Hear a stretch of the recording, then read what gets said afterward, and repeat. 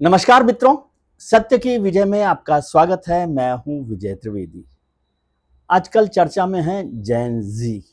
हालांकि ये जैन जी चर्चा में शुरू हुई नेपाल से, जब नेपाल में जनरेशन जी ने सत्ता परिवर्तन कर दिया, एक तरह से तख्ता पलट कर दिया और वहां पर 3 दिन में सड़कों पर जो तबाही हुई, जो हंगामा हुआ, उससे पूरा का पूरा जो सरकार का सिस्टम था, पॉलिटिकल सिस्टम था, डेमोक्रेटिक सिस्टम था, वो एक तरह से कोलैप्स हो गया। मंत्रियों के घरों पर आग लगाई गई, मंत्रियों को पिटाई की गई, प्रधानमंत्रियों तक के घरों में, पूर्व प्रधानमंत्री जो रहे हैं उनके घरों में भी आग लगाई गई, तमाशा हुआ, हंगामा हुआ।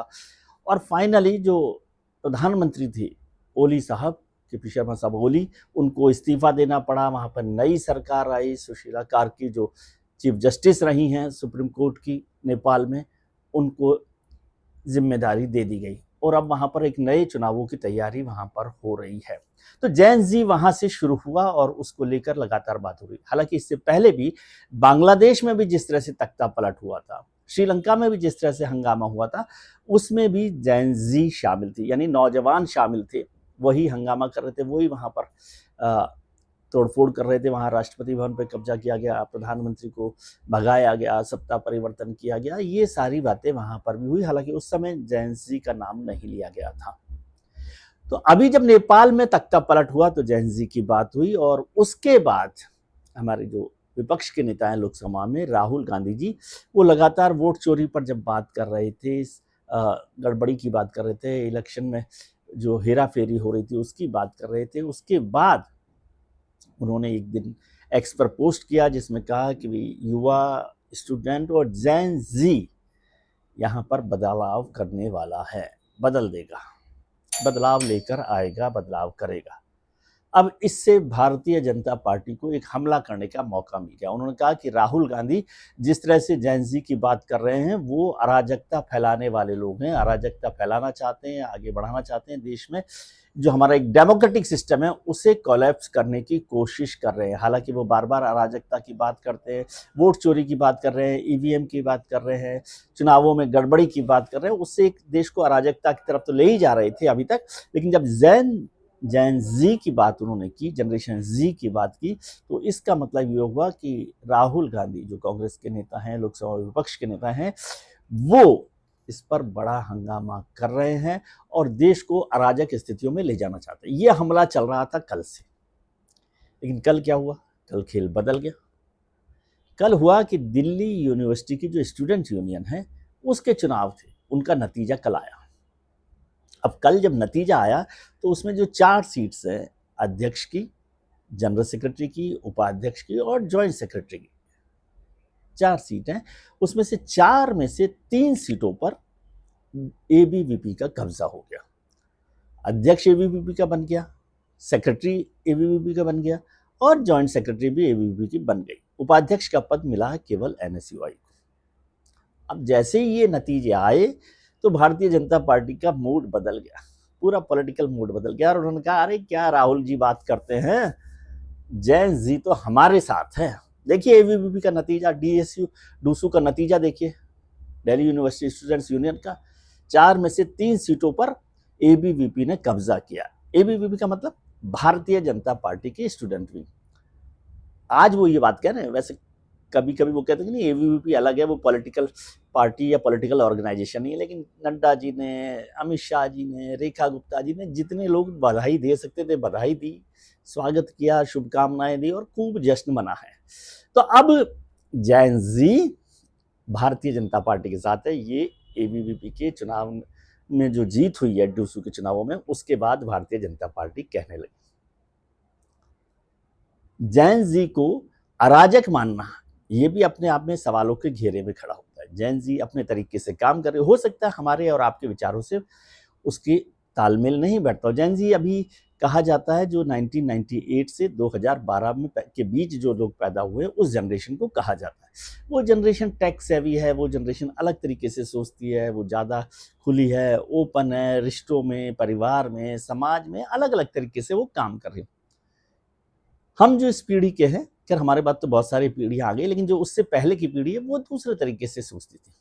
लेकिन अभी इस पर कैसे जैन जी कर रही है, और यदि जैन जी की बात करें, आज जिसे जैन जी कह रहे हैं, याद कीजिए 1973 1974, 1972 जब गुजरात में नवनिर्माण आंदोलन हुआ, एक कॉलेज की मेस में खाने की प्लेट का पैसा बढ़ा देने पर जो हंगामा हुआ, और फिर जयप्रकाश नारायण ने जिस तरह से बिहार में संपूर्ण क्रांति का जो आंदोलन किया, वो भी जैन जी का आंदोलन था। तो मतलब ये होता है कि जब भी नौजवान युवा सड़क पर उतर आए तो सत्ता में बदलाव हो सकता है। क्या ये डर भारतीय जनता पार्टी को लग रहा था, और क्या ये डर अब कांग्रेस को लगेगा? लेकिन पहले डूसू के चुनाव नतीजों की भी चर्चा कर लेनी चाहिए कि डूसू के चुनाव नतीजों में क्या हुआ। यहाँ पर 4 सीटें हैं, मैंने बताया, अध्यक्ष की, उपाध्यक्ष की, सेक्रेटरी की और जॉइंट सेक्रेटरी की। इसमें से अध्यक्ष, सेक्रेटरी और जॉइंट सेक्रेटरी, ये 3 पोस्ट एबीवीपी को मिल गई। उसमें अध्यक्ष जो हैं आर्यन मान, उनको 28,481 वोट मिले। एनएसयूआई की जोसलिन नंदिता को 12,645 वोट मिले, और जीत का अंतर रहा 16,196, यानी जितने नंदिता को वोट मिले उससे भी ज्यादा वोट जीत का अंतर था। उपाध्यक्ष के पद पर देखें तो राहुल झांसला जो एनएसयूआई के कैंडिडेट थे, उनको 29,339 वोट मिले, और गोविंद जो वहां पर एबीवीपी के कैंडिडेट थे, उनको मिले 20,547 वोट। 8,792 वोट का अंतर रहा जीत का। सेक्रेटरी के पद पर एबीवीपी के कुणाल चौधरी जीते, जिनको 23,779 वोट मिले। एनएसयूआई को 16,117 वोट मिले, और जीत का अंतर रहा 7,662। ऐसी जॉइंट सेक्रेटरी का जो पोस्ट थी उस पर एबीवीपी की दीपिका झा जीती हैं, जिनको 21,825 वोट मिले हैं। एनएसयूआई के लवकुश कुणाल को 17,380 वोट मिले, और 4,445 वोटों की जीत का अंतर रहा। जनरल सेक्रेटरी और जॉइंट सेक्रेटरी पर 7,000 वोट नोटा को भी पड़े हैं। अब एबीवीपी को यदि पिछला हिसाब देखें तो एबीवीपी को 2016, 2018, 2019, 2023 में जीत मिलती रही है। एनएसयूआई को 2017 और 2024 में प्रेसिडेंट का पद मिला है।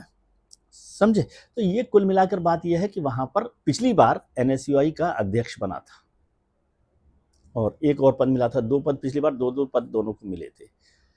तीसरी एक महत्वपूर्ण बात इसमें यह है कि जो वोटिंग परसेंटेज, टर्न आउट है, वो 37 से 40% के करीबन बीच रहा है। 37 से 44% रहता है यहाँ पर।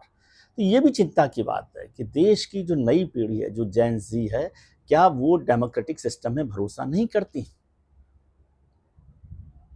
क्योंकि 30%, 40% वोट डालना, देश के गांव-गांव के इलाकों में 70-80% वोट डल रहा है, और हमारी जेन जी वहां पर वोट नहीं डाल रहे। और एनएसयूआई के लिए चिंता की बात यह है कि यदि वो ठीक से वोट परसेंटेज डालती तो शायद नतीजे बदल सकते। इसके अलावा क्या एनएसयूआई ने संगठन के तौर पर चुनाव नहीं लड़ा?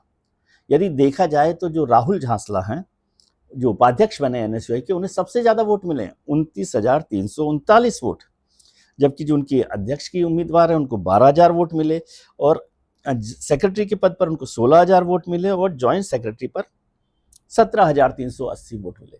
तो यदि एनएसयूआई के राहुल झांसला को 29,000 वोट मिल सकते हैं, तो वो चारों पदों पर क्यों नहीं मिले? क्या इसका मतलब राहुल झांसला अकेले अपने दम पर चुनाव लड़े? क्यों एनएसयूआई या जो कांग्रेस का जो भी संगठन है, यूथ कांग्रेस, मैं देख रहा था कि यहाँ पर पंत रायसीना रोड पर 5-7 दिन से काफी मेला लगा हुआ था, लेकिन वो मेला यहाँ पर उसमें दिखाई नहीं देता है। जबकि एबीवीपी के वोट देखूं तो करीब करीब 21 से 28,000 के बीच में वोट मिले हैं। तो यानी एबीवीपी ने एक संगठन के तौर पर चुनाव लड़ा है। ये भी राहुल गांधी जी के लिए चिंता की बात हो सकती है। और वो कन्हैया कुमार कहाँ हैं, जो एनएसयूआई के इंचार्ज भी रहे, लगातार वो काम करते रहे हैं, खुद नौजवान नेता रहे हैं, जेएनयू के नेता रहे हैं, तो क्या उन्होंने कोई भूमिका निभाई? अभी अभी आप दिल्ली के चुनाव हारे हैं। यदि एनएसयूआई अच्छा प्रदर्शन करती तो दिल्ली में भी कांग्रेस की ताकत बढ़ सकती थी। तो क्या संगठन के तौर पर इस पर काम नहीं किया गया? ये एक मुद्दा है। अब एक और बात मैं करता हूं आपको जेन जी को लेकर। एक सुपर नेचुरल ब्रिटिश कोलंबिया सर्वे आया, वो क्या कहता है? वो कहता है कि आजकल जो जेन जी है वो बाहर नहीं निकलती, वो नेचर के साथ काम नहीं करती, रिश्तों में, समाज में, परिवार में नहीं जुड़ रही है। 25% वो कम घूम रही है जेन एक्स से, जो उससे पिछली वाली जनरेशन है। उनका एवरेज जो टाइम है बाहर रहने का वो 49 मिनट है, 49 मिनट्स है, और उसमें भी बहुत सारा समय तो आने जाने पर ही निकलता है। और ये जो जनरेशन है वो प्रकृति से दूर है, समाज से दूर है, रिश्तेदारों से दूर है। हाँ, लेकिन अपने लेवल पर एक और सर्वे हुआ टिंडर का है ईयर इन स्वाइप 2024 का, जिसमें रिश्तों के बारे में कहा गया कि जेन ज़ी जो है वो लंबी दूरी के रिश्तों को निभाने में व्यस्त है और उसको ठीक से कर रही है और उसके साथ एक रिलेशनशिप को लगातार कर रही है। तो ये एक नया तरीका भी वहाँ पर आया है। लेकिन इतना सा मैं केवल कहना चाह रहा हूँ आज के प्रोग्राम के मकसद से कि जेन ज़ी को सिर्फ अराजक जनरेशन मत मानिए। और एक दिन जब राहुल गांधी जी ने पोस्ट कर दिया तो आपने उसे अराजक जनरेशन कहा, और अगले दिन जब एबीवीपी में की जीत हो जाती है डूसू के चुनाव में तो आप कहते हैं जेन ज़ी आपके साथ है। जेन ज़ी अपने तरीके से काम कर रही है, उसे आप अपना रास्ता दिखा सकते हैं, उसको पॉजिटिव एनर्जी के तौर पर इस्तेमाल कर सकते हैं, लेकिन उसे सिर्फ अराजक जनरेशन मत कहिए क्योंकि राहुल गांधी ने लिख दिया है।